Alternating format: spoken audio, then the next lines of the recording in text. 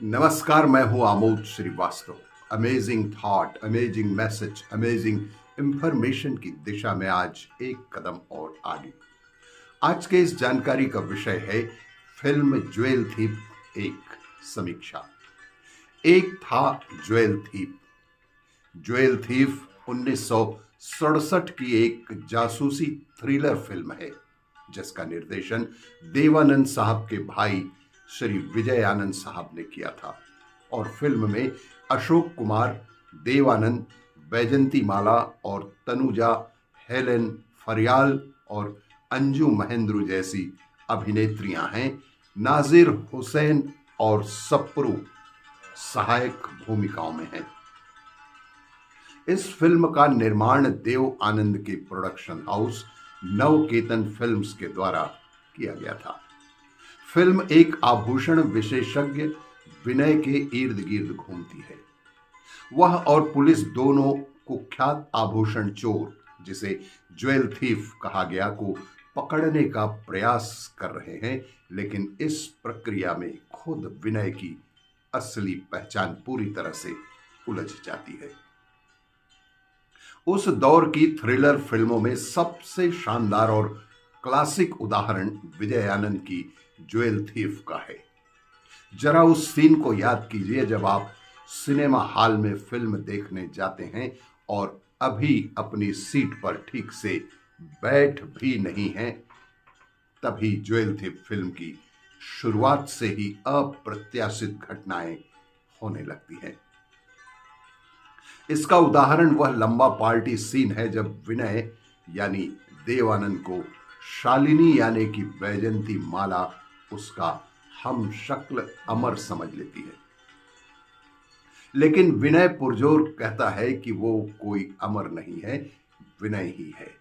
और विनय को भरी पार्टी में अपने जूतों के सॉक्स मोजे उतारने के लिए मजबूर किया जाता है, जहां विनय के लिए ऐसा करना शर्मनाक है।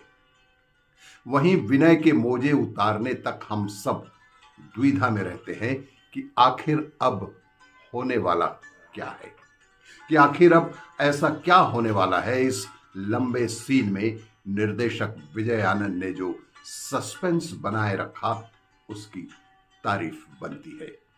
यह पहला सीन हमें इस बात को इतनी गहराई से हमारे दिमाग में स्थापित कर देता है कि नायक का कोई हम शक्ल जरूर है और उसका नाम अमर है, लेकिन जो वास्तव में कहीं है ही नहीं। फिल्म का पहला दृश्य ही इस बात का सशक्त उदाहरण है कि कैसे एक निर्देशक दर्शकों के मनोविज्ञान से खेल सकता है। और इसके बाद फिल्म इतने टर्न आते हैं कि आप इंतजार करते रहते हैं कि अब क्या होगा। आज 4 दशकों के बाद भी ज्वेल थीफ दर्शकों को बांधे रखने में बेहद कामयाब फिल्म है। पुलिस के लिए चुनौती बने एक ज्वेल थीफ की कहानी उलझी हुई सी लगती है, लेकिन जब पहली खुलती है तो आपको एहसास होता है कि कैसे एक चोर आप सबको घुमा रहा है। स्क्रिप्ट आपको बांधे रखती है, जबकि S.D. बर्मन के सदाबहार रत्न और विजय आनंद के स्मार्ट संवाद माहौल को संभालते हैं। जब आपको रहस्य पता चल जाएगा तो आप जानना चाहेंगे कि उसने यह कैसे किया।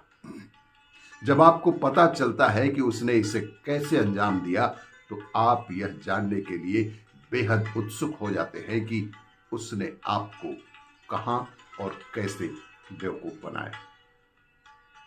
60 के दशक में हिंदी सिनेमा ने थ्रिलर रोमांच की अपनी एक दिलचस्प स्टाइल इजाद की थी, जो अब अचानक खत्म सी हो गई।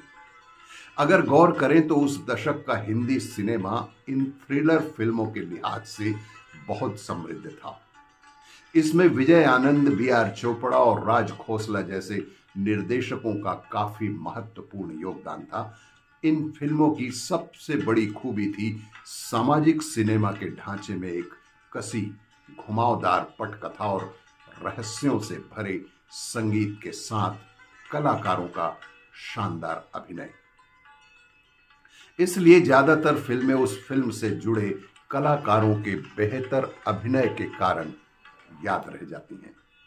चुस्त संवाद, खूबसूरत लोकेशन, दिल को छूने वाला संगीत और गीत के बोल, यह सब कुछ इतनी खूबसूरती से एक दूसरे में पिरोया गया होता था।